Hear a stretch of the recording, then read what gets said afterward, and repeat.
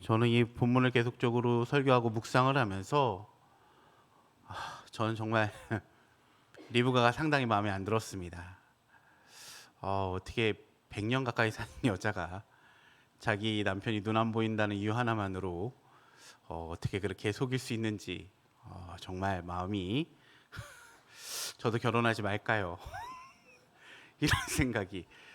그런데 뭐 하나님이 인도해 주시는 배우자는 뭐 분명히 그러지 않을 거라는 확신이 있지만, 그래도 사람인지라 넘어질 수 있다는 것을 인정하며 가려고 하지만, 그래도 전 이 며칠 동안 이 묵상을 하면서 이게 좀 상당히 힘들었습니다.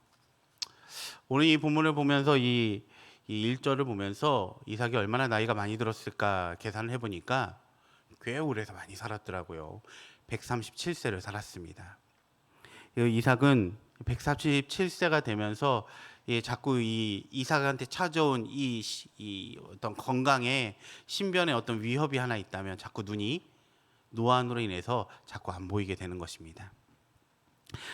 이삭은 눈이 자꾸 어두워져만 갑니다. 어제보다 오늘이, 그리고 그 다음 날이 제대로 볼 수 없을 것 같은 이 불안감이 계속적으로 엄습해 옵니다. 저라면 상당히 무서울 것 같습니다. 저도 지금 살짝 아까 그 눈이 안 보였거든요. 제가 그 개인적인 여담이지만 제가 3차를 못 맞은 것도 그 제가 맞고 있는 그 백신이 이게 그 뭐랄까요, 그 부작용 때문에, 그래서 제가 무서워서 못 맞았습니다. 근데 이제 저도 이게 눈이 잘 안 보이니까 살짝 이게 좀 심장이 철렁 내려앉는 것 같은 그런 두려움이 있는데, 이삭이라면 이게 상당히 이게 좀 크게 다가오지 않을까. 나이도 이제 연수도 찰 만큼 차셨고 언제 죽어도 이상하지 않을 그 나이대가 됐기 때문에, 이삭은 그런 어떤 그 건강의 신념이 다가올 때마다 이 불안이 이게 크게 다가올 수 있다라는 것도 좀 분명히 이해가 될 것 같더라고요. 140이 다 되어가는 나이에, 그리고 노안으로 이제 본인 이제 노안도 오고 몸이 연약해져서 스스로 몸을 간수하기 버거워지는, 연약해지는 자신의 모습을 마주하게 됩니다. 시력 상실이 계속 이어지고 있던 어느 날 이삭은 맏아들 에서를 부르기 시작합니다. 그리고 이삭은 마음속에 그 전부터 이미 생각했던 그 일들을 시작하기로 마음 먹었습니다. 14년 전에 지금 이삭이 지금 137세인데 그 이복형이 137세에 죽었어요. 자기도 그 나이 때가 되니까 계속적으로 이삭은 자기가 찾아온 그 마지막 남은 숙제가 무엇일까를 계속적으로 고민하기 시작한 겁니다. 내가 137세를 먹었고 내가 언제 죽어도 이상하지 않는데, 내가 마지막 남은 나의 인생의 마무리 숙제는 무엇일까? 내가 마치고 가야 돼. 이 숙제는 분명히 내게 남겨진 게 있는데 그게 무엇일까를 계속적으로 생각하기 시작했습니다. 주변을 하나하나 정리하고 바라보면서 리브가한테 뭘 해줘야 되나, 아니면 내 가족한테 뭘 해주다가 해줘야 될까, 막 계속적으로 바라보다가 찾은 게 바로 무엇이냐면, 바로 이 내가 너무나 사랑하는 나와 반대적인 성향을 가지고 있는 그 큰아들 에서에게 장자의 축복을 안 해줬구나. 내 이 장자의 축복을 줘야 되겠다라는 생각을 갖게 된 겁니다. 그래서 오늘 그 본문을 보시면 그 1절에 그 큰아들 에서를 부릅니다.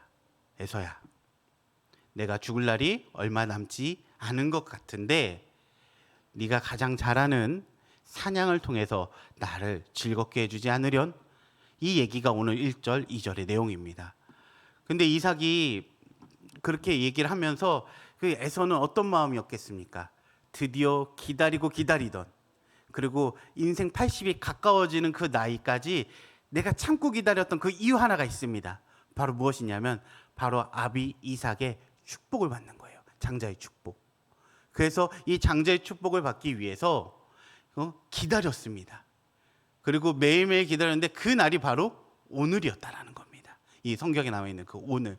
그래서 이삭 에서는 어떻게 합니까? 불이 나게 활과 화살통을 챙겨가지고 들러 나가서 사냥을 나가기 시작합니다. 그 이삭은 솔직히 말해서 어떻게 보면 이게 내가 너한테 축복을 줄게라는 건 아니지만 이건 누가 봐도 사인인 겁니다. 뭐 2절 보면은 내가 이제 늙어서 언제 죽을지 알지 못한다. 그러니까 넌 나가서 사냥을 해야라. 그리고 내가 즐기는 별미로 만들어 가면 내가 마음껏 내게 축복하겠다. 아니 137세 먹은 아빠가 80다 돼간 아들한테 축복해 주겠다는 건 뭐겠습니까? 바로 그날인 거죠. 바로 장자의 축복을 받는 그날. 근데 그때도 또 공교롭게 누가 오냐면 그 아내 리브가가 이삭한테 오다가 바로 이 내용을 듣게 된다라는 것입니다. 어떤 내용이요? 오늘 바로 그날, 바로 사냥을 마치고 온, 그래서 그 고기를 맛있게 먹고 온 그 이삭이 그 아들 에서에게 해줄 수 있는 그 최고의 축복, 바로 장자의 축복을 주겠다라는 거. 근데 그 리브가는 누구를 또 애정하냐면 리브가의 애착 인형, 바로 야곱이 하나 또 있다라는 것입니다. 근데 그 리브가도 솔직히 말하면 이게 키우다 보면서 마음이 더 가는 아들이 바로 야곱이었던 것 같습니다. 근데 또 그 리브가가 야곱에게 더 마음이 갔던 이유는 뭐냐면, 여러분 오늘 본문을 통해서 분명히 나이는 나오지 않지만 대략 유추해 보면 77세로 대략적으로 기억이 되는, 그 유추가 되는데, 이 77세 동안 어떤 일이 있었냐면 그 야곱은 노총각이었다는 사실입니다. 결혼을 못했다라는 거죠. 그 야곱이 어떻게 보면 저랑 비슷한 그런 느낌으로 다가오기도 합니다. 제가 41인데 아직까지 결혼을 못했는데 저는 분명히 이건 하나 확실하게 얘기할 수 있습니다. 하나님 앞에 바로 서지 못하고 내가 주님 앞에서 꺾여지지 못했기 때문에 저도 야곱과 같이 결혼을 못했다는 걸 전 두말하지 않고 저는 확신할 수 있습니다. 솔직히 이 야곱이라는 이 사람이 솔직히 결혼할 수 있는 부분이 있었음에도 불구하고 77세까지 못했다는 건 분명히 하나님 앞에서 꺾이지 못한, 하나님께 순종되어지지 못한 부분이 분명히 있을 텐데, 그 리브가는 그런 눈으로 바라본 것이 아니라 나의 애착 인형 같은, 내가 뭔가를 못해줘서 내 이 녀석이 결혼을 못한 것 같은 그 느낌과 뭔가 죄스러움과 미안한 마음으로 이 아들을 바라봤다는 겁니다. 그렇다면 이 어미가 이 아들한테 해주고 싶은 최고의 선물은 무엇일까요? 똑같이 아빠 이삭으로부터 뭐를 받는 것입니까? 장자의 축복을 받는 것이, 내가 뭔가 이 못해준 이 아들에게 뭔가 이 진빚을 해결할 것 같은 어떤 그런 모습이라는 건데, 근데 여기서 정말 이 둘이 착각하고 있는 건 뭐냐면, 하나님이 그 77년 전에 했던 그 약속을 이 사람들이 무시하고 있었다는 그 모습을 오늘 이 본문을 통해서 비춰주고 있다는 겁니다. 그 이삭이 40살이 돼서 결혼을 했습니다. 20년 동안 애가 없었어요. 그럼 60이 되어서 아들을 이제 가졌는데, 리브가의 그 태 속에서 둘이 치고받고 하는 내용이 분명히 나옵니다. 그래서 이 문제 가지고 하나님께 묻고 기도하니까 이삭아, 놀라지 말고 네 아내 뱃속에 두 국민이 있는데, 두 국민이 있다고 했습니다. 두 국민이 있는데 큰 애가 작은 애를 섬길 거예요. 그 얘기를 분명히 했습니다. 근데 그 하나님의 했던 그 약속을, 그리고 했던 그 예언을, 그러니까 이렇게 생각합니다. 그 자식에 대한 얘기를 부모는 잊을 수 있을까요, 없을까요? 절대 못 잊습니다. 누가 좋은 얘기한 거, 누가 뭐 특별한 얘기 그 했던 것들 절대 잊을 수가 없습니다. 그건 당연한 겁니다. 근데 야곱은, 그 이삭은, 리브가는 그 말씀 알고 있었음에도 불구하고 그 생각으로 이들의 장자의 축복을 주는 것이 아니라 그냥 자기의 인간적 감정에 의해서 키우다 보니 정이 들어서 축복을 주고 싶어하는 그 마음이 생겼다라는 것입니다. 그렇다면 여기서 빚어지는 문제는 뭘까요? 이게 아빠는 큰 아들을, 그리고 엄마는 작은 아들을 했으니까 엄마 아빠가 없는 사이에 무슨 일이 일어났겠습니까?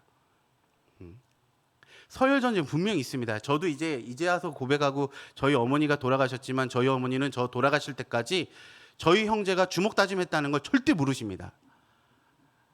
그리고 알겠지만 우리 어머니 아버지가 믿고 싶은 그 하나의 그 뭐랄까 거짓말 같은 거라고 전 분명히 생각하거든요. 왜냐하면 저는 그렇게 그때는 뚱뚱하지 않았지만 제가 제 동생보다 분명히 등치가 컸기 때문에 어딘가 제가 얘를 때렸으면 분명히 흔적이 남거든요. 그걸 저희 어머니가 모르진 않았을 거라는 것입니다. 저희 아버지도 모르지 않았을 거고요. 예? 그리고 때리다가 제가 가슴 철렁한 적이 있었습니다. 저희 어머니가 들어오셔서. 그래서 얘를 장롱으로 집어넣은 적도 있었단 말이에요. 솔직히 몰랐을까요? 저희 부모는요, 저희 어머니 아버지는 알았을 건데 그냥 이게 믿고 싶은 것만, 보고 싶은 것만 보고 싶은 어머니의 그 아버지의 그 마음도 분명히 있었을 거라는 거예요. 많이 싸웠습니다. 뭐 목사님은 모르겠지만, 목사님 그 쌍둥이 형제도 어떻게 될지 모르겠지만, 제가 더 했으면 더 했지 덜 하진 않았을 거라고 생각합니다. 많이 맞았고요. 장난치다가 제 동생이 지붕에서 떨어진 것도 있는데 그 장본인이 저예요. 아직까지 저희 어머니 모릅니다. 모르는 상태로 돌아가셨어요. 그게 은혜예요. 알았으면 마음 상당히 힘들었을 텐데. 근데 이 상황이 분명히 있었다라는 겁니다. 그렇다면 이 자라는 77년 동안 이게 믿음의 가정이었는지, 아니면 믿음의 가정을 흉내낸 가정이었는지 솔직히 모른다라는 거예요. 이 모른다라는 거. 이 본문 이 1절에서 4절을 보면 깔끔하게 어떤 내용들이 무시되어 있느냐, 하나님이 이끌어가야 되는 그 상황들을 이게 무시하고 간다라는 겁니다. 하나님은 분명히 이렇게 할 거다라고 얘기했는데 137세가 된 이삭도 그 하나님의 내용을, 하나님이 하신 그 예언을 무시하고 그냥 에서를 주려고 해요. 에서한테 장자의 축복을 주려고 한다라는 겁니다. 그리고 리브가도 하나님의 선한 방법으로 이끌어가야 되는 그 순리대로 가야 되는 그 부분을 무시하고 인간의 눈으로, 인간의 방법으로 이 하나님의 뜻을, 그리고 이 인간의 방법이 개입이 되어서 그 야곱을, 그 장자의 축복을 주고 싶은 그 모습이 충돌되고 있다는 것입니다. 여기서 하나님이 한 번도 나오지 않습니다. 하나님께 기도하고 하나님 뜻대로 가는 게 이 모습들이 나오지 않고 있고, 인간의 방법으로 하나님 뜻을 찾아가고 있는 그 연약한 모습들이 이 본문 속에서 나오고 있다는 것이죠. 근데 여기서 더 이제 에서도 솔직히 말해서 장자의 축복을 이어받을 수 없는 결정적인 결함이 있는 게 뭐냐면, 믿지 않는 외국 며느리 받아들였다라는 거. 저희 목자 모임 그 젊은이 그 청년 목장 예배 때 우리 김상민 집사님은 전 믿는 여자라도, 외국 여자면 믿는 여자라도 괜찮습니다라는 그 믿음의 고백을 하시더라고요. 예. 우리 진짜 우리 성도님들 어떻게 받아들일지 모르겠지만, 좀 건강한 바른 복음을 소유한 여자라면 이 사람이 외국 사람이든 아니든 받아들일 수 있는 우리의 믿음이 분명히 있었으면 좋겠다라는 것입니다. 근데 이 목장 모임에서도 저희 그 얘기를 했었는데, 이 에서는 불신 결혼인 거죠. 쉽게 말하면 외국 여잔데 안 믿어요. 안 믿고 그것도 여자를 한 명 데려온 게 아니라 둘을 데려왔습니다. 이거 상당히 이 주님 보시기에 마음 아픈 일입니다. 마음 아픈 일인데, 그것도 결격 사유가 분명히 되지만 이 큰아들 에서의 가장 큰 결격 사유는 뭐냐면, 하나님의 그 장자권에 대해서 너무 가볍게 여긴다는 게 가장 큰 결격 사유입니다. 그게 가장 큰 결격 사유예요. 그러니까 왜 하나님이 에서를 장자의 축복을 주지 않았을까라는 건 전 분명히 이해가 충분히 될 수 있는 거라고 전 보여지게 됩니다. 하나님은 분명히 아셨을 거니까요. 아셨을 거니까요. 그렇다면 이 야곱은 그렇다면 바른 모습이 있습니까? 아니요. 절대 야곱은 바른 모습 없습니다. 엄마가 내가 네 형 그 들에 나가서 사냥하러 나갔으니까 내가 염소 2마리 더 잡아. 그러면 내가 아빠 스타일대로 내가 양념해가지고 거기에서 해줄 테니까 넌 가가지고 형인 척하고 축복받으면 돼. 저 여기서 상당히 울컥했어요. 97년이나 사는 여자가 남편 눈 안 보인다고. 이 부분이 전 상당히 힘든데, 제가 이거 아직까지 쓴 뿌리가 있습니다. 예, 연약한 부분이 있어요.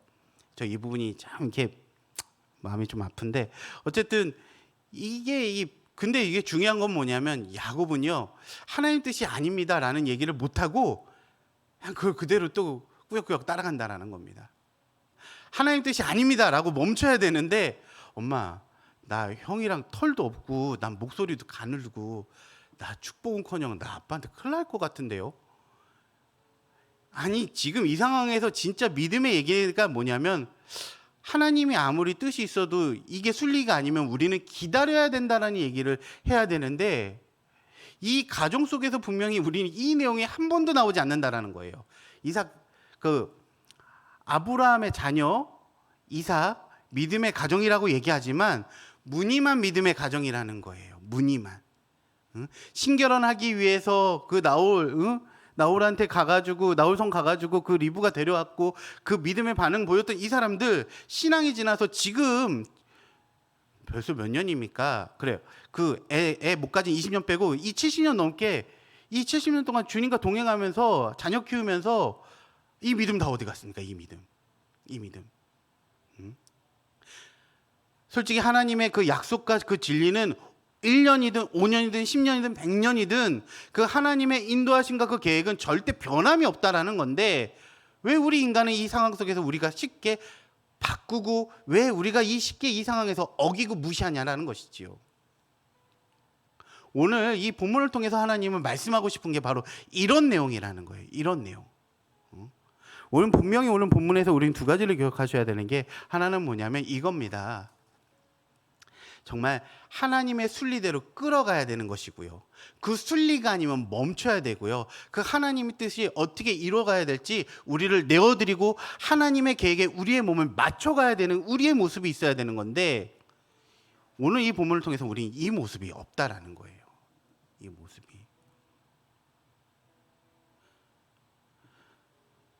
오늘 이 본문을 통해서 우리는 이거 한 가지만 생각했으면 좋겠습니다.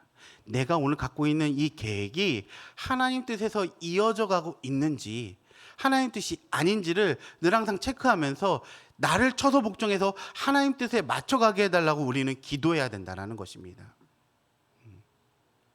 솔직히 이 정도면 장로 어떻게 보면 이 목자 같은 이 성숙한 믿음을 가지고 목자의 모습으로서 이 어린 양들, 이 공동체의 양들을 끌어가야 될 어떻게 보면 그 믿음을 소유해야 되는데 그 77년이 넘는 자녀 양하면서 77년, 80년 가까워진 그 주님과의 그 동행 속에서 사골국물 같이 그 깊은 신앙의 그 진국이 흘러나와야 되는데 이 137세가 이 넘은 그 이스마엘의 모습에서 80이 다 돼가는 이 에서와 야곱의 모습 속에서 예수 그리스도의 어떤 계획하심, 순종, 오늘 본문을 통해서 이게 찾을 수 있는 게 하나도 없다라는 것입니다. 우리는요 계속적으로 구원을 이루었다가 아니라 계속적으로 우리의 구원은 이루어가야 되고 우리가 나이가 100살이 되든 1000살이 되든 중요한 건 뭐냐면 하나님이 그렇다고 하면 내가 무릎 꿇고 하나님 뜻에 내가 순종해야 되고 하나님 뜻에 내가 복종되어져서 내가 순종하는 마음으로 가야 된다라는 것입니다. 우린 그 부분이 없어서 계속적으로 광야에 도는 겁니다. 오늘 계속적으로 우리 성도님들 분명히 계속 큐티를 해오고 오셨다면 어떻게 흘러가고 있는지 분명히 오늘 보시게 되실 것입니다. 수요 설교 큐티 분명히 하셨을 거라는 믿음과 확신 속에 제가 계속 이어갑니다. 큐티 계속 잘하고 계셨죠? 예, 믿습니다. 아멘. 예, 그렇다면 오늘 이 설교를 들었을 때 이 인간의 방법으로 갔을 때 끝은 이거겠구나라는 게 오늘 큐티를 하면서 분명히 엔딩으로 마무리 지어지게 될 것입니다. 저 진짜 오늘 우리가 이걸 통해서 전 이거 생각합니다. 저에게 이거 생각하면서 말씀 마무리할 건데요. 여러분 그 체스 아실지 모르겠습니다. 이 체스는 그 체스를 두는 사람이 말을 움직여야 돼요. 그죠? 예, 말을 움직여야 됩니다. 근데 체스가 나 가고 싶지 않다고 가만히 있으면 안 됩니다. 더 중요한 건 체스보다 그 손의 힘이 더 세다는 것입니다. 하나님이 가고 싶은 대로 놓고 싶은 대로 우리가 가서 순종되어져야지 하나님의 뜻이 하나님의 역사가 일어난다라는 것입니다. 근데 우리는 자꾸 그 체스판에 말이 되고 싶어 하지 않고 내가 체스를 직접 컨트롤하고 싶은 그 컨트롤의 그 입장으로 자꾸 쓰고 싶다라는 거예요. 하나님의 모습은 그런 모습이 아니라는 것입니다. 오늘 분명히 오늘 본문을 통해서 우리 한번 생각해 보셨으면 좋겠습니다. 정말 이 적용 질문인데요. 한 번도 하나님 뜻이 아닌 거에 대해서 그 하나님이 택정하신 그 일에 순리를 어기면서 저는 정말 고집혀 본 적이 있습니까? 이게 하나님 뜻이 아니면서도 하나님의 순리가 아닌 방법으로 문제를 풀어가서 결국에는 그 끝이 믿음이 아닌 내 인간의 정욕으로 일이 그리쳐 본 적이 있으십니까? 저는 그런 일이 있어요. 가장 큰 것은 어떤 거냐면 첫 번째는 그 사역. 저는 신학하고 싶은 마음이 절대 없었어요.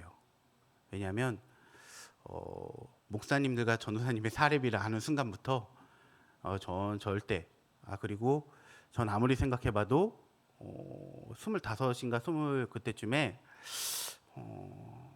아무리 생각해봐도 목사는 내 길이 아니다라고 생각을 했었는데 결국에는 하나님의 양육과 그 광야 속에서 다듬어지는 과정 속에 결국에 그 돌고 도는 그 시간이 있어서 저는 27에 신학교를 편입하게 되었습니다. 근데 편입할 때도 제가 또 야구같이 저희가 얍삽한 부분이 뭐였냐면 한 손에는 신학교 원서와 한 손에는 그 공무원 그 지원서가 있었어요. 근데 제가 그때 기도했던 게 뭐냐면 신학교 붙으면 가고 아니면 전 공무원이 하나님 뜻인 줄 알고 갔다라는 저희 그런 그 진실한 고백 속에 수많은 목자들이 시험에 들었습니다.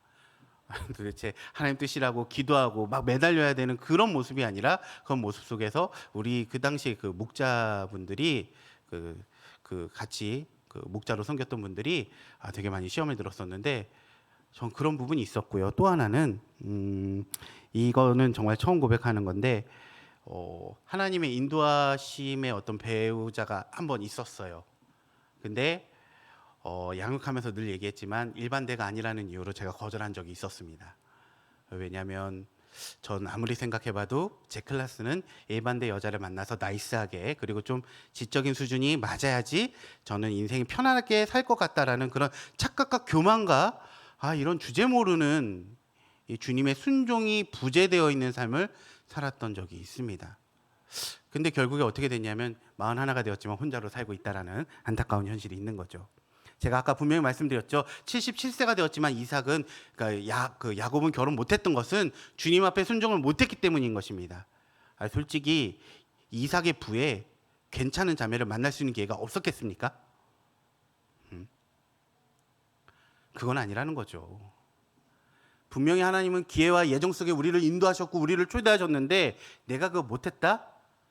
이거는 뭐 주님과 그 성도님만이 아는 관계겠지만 분명히 내가 주님의 계획 속에 내가 순종하지 못해서 빚어지고 딜레이되는 모습이 있다는 걸 우린 분명히 기억하셔야 됩니다. 오늘 이 본문을 통해서 우리는 분명히 기억하셨으면 좋겠습니다. 이 두 가지 놓고 기도하실 텐데요. 하나님, 내가 하나님의 택하신 그 계획 속에 내가 고집 부리지 않게 하여 주시옵소서. 그리고 인간의 방법으로 하나님의 순리를 어기지 않게 하소서. 내가 꺾지 않게 하소서. 우린 분명히 기도해야 될 줄 믿습니다. 다 같이 기도하시겠습니다. 하나님 아버지 감사합니다. 오늘 이 본문을 통하여서 저를 깨닫게 해주심을 너무나 감사드립니다. 하나님, 나는 정말 주님의 체스판에 말이 돼야 되는데 내가 이 체스를 직접 내가 진짜 움직이고 싶은 저의 욕심이 있습니다.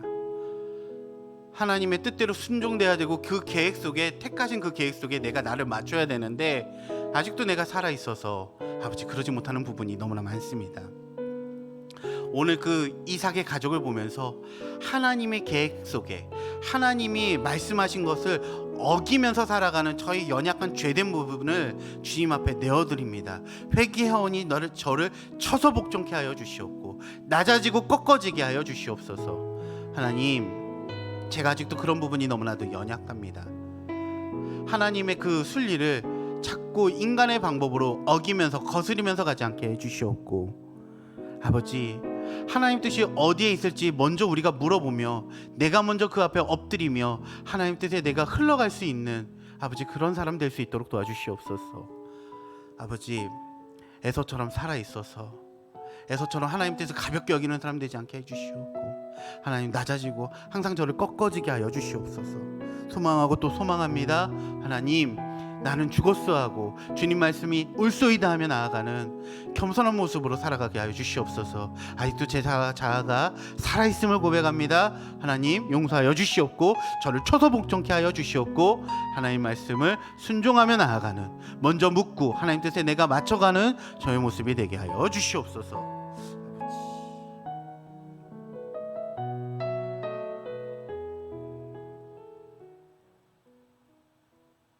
하나님 아버지 감사합니다. 오늘 이 주일 큐티 본문을 통하여서 우리를 깨닫게 해주심을 너무나 감사드립니다. 하나님 순리대로 살아가게 하여 주시옵소서. 하나님 뜻에 그 택하신 계획 속에 내가 그 귀한 일을 감당할 수 있는 사람으로서 쓰임받는 사람 될 수 있도록 순종하게 하여 주시옵소서. 내 자아가 죽고 하나님 뜻대로 살아가며 아버지 하나님의 순리가 무엇인지를 매일매일 묻는 겸손한 모습으로 오늘을 살아가고 내일을 살아가게 하여 주시옵소서. 이 모든 걸 예수님의 이름으로 기도드렸사옵나이다. 아멘.